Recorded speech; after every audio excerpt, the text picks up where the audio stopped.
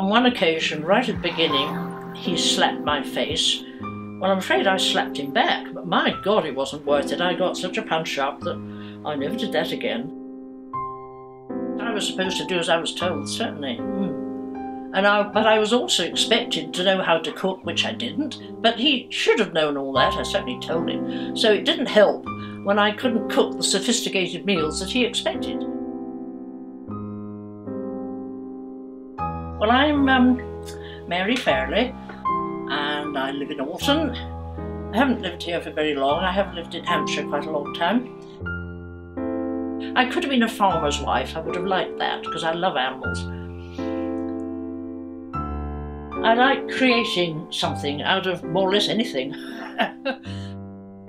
I was whisked away. I was born in a hospital in Southampton, and she said she never saw me, but she always hoped she might see me.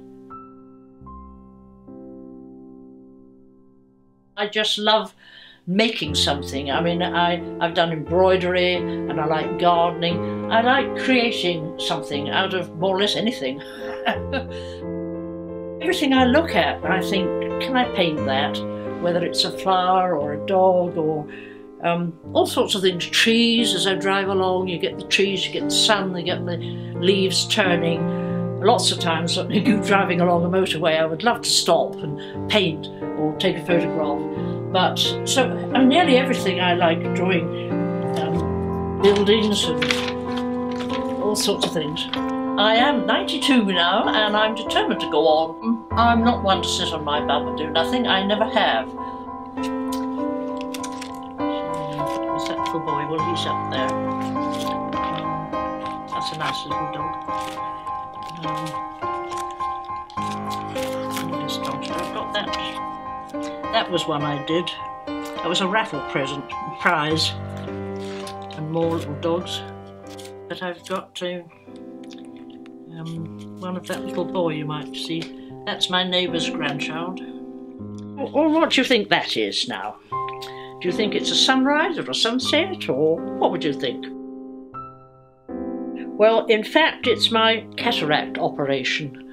And this is what I saw as the surgeon was doing it.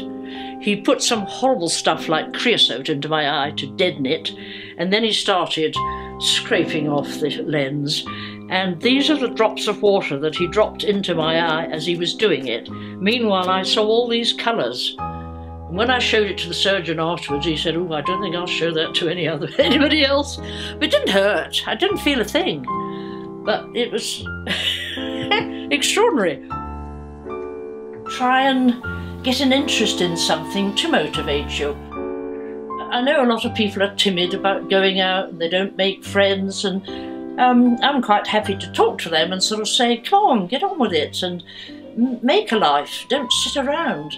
You can read, yes, that's good, and there's always the telly, but you don't want to sit around watching that all day.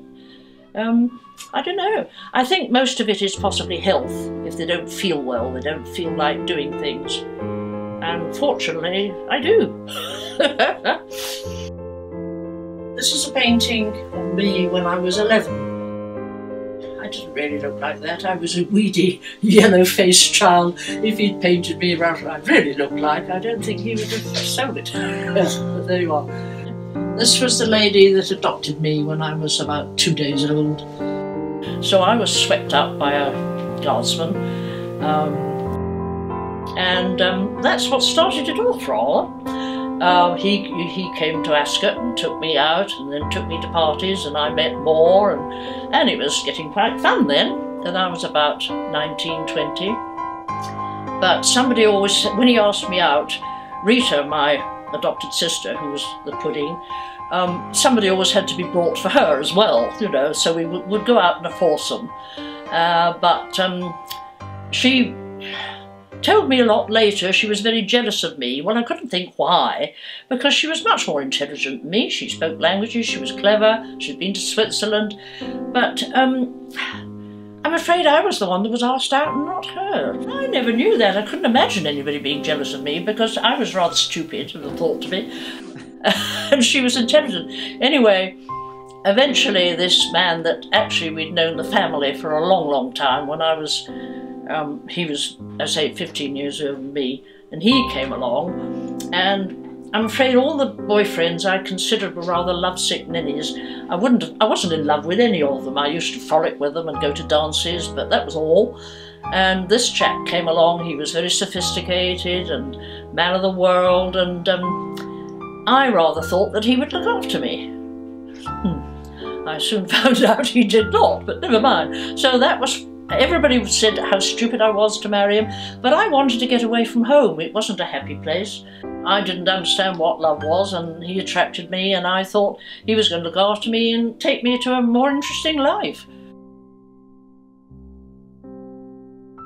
He was very clever, he was very intelligent, but I think he was a bit bipolar, because he had these violent tempers where he would hit me and whack me and punch me.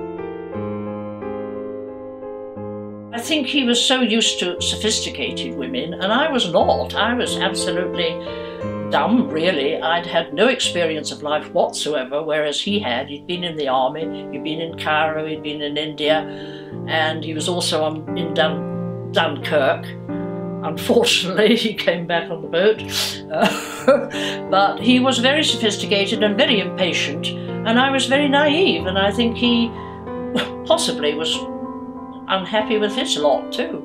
I was terrified of him because he had these violent tempers, and he was very fussy about what he ate. Well, I couldn't produce wonderful meals because I didn't know how to, and of course if it didn't please him, he would never eat. I could never prepare a meal and hope he would eat it. No, he had to decide what he was going to eat about 10 minutes before he wanted to eat.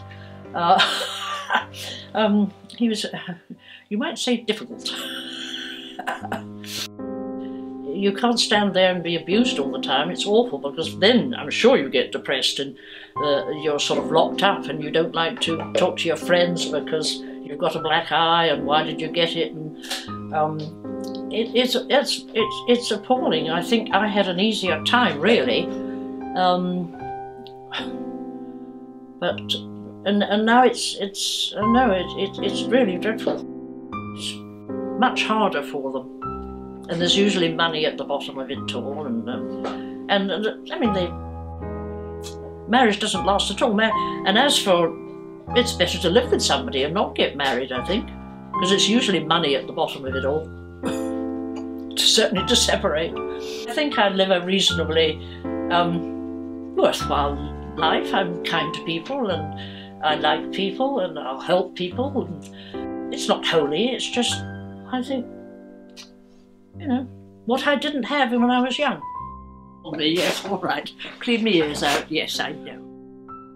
You know, I just like getting on with things and doing things, and I'll do anything for anybody if I can. I enjoy that sort of thing without being holy and horrible and precious and all the rest of it. I just am like that, I suppose. I think kindness and understanding and listening to people is great. I would like to go and talk to people who are sad or distressed or depressed. I'm not one to sit on my bum and do nothing. I never have.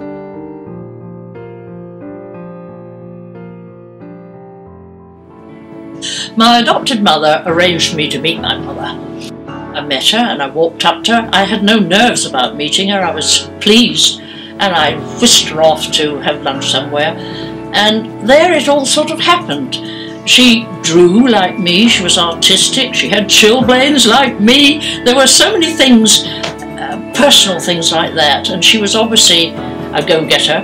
And after the unfortunate accident of having me, she was a get-on-with-it person, and I think that's where I get it from. That's how I know sort of who I am, which you know, makes me get on with it, I think.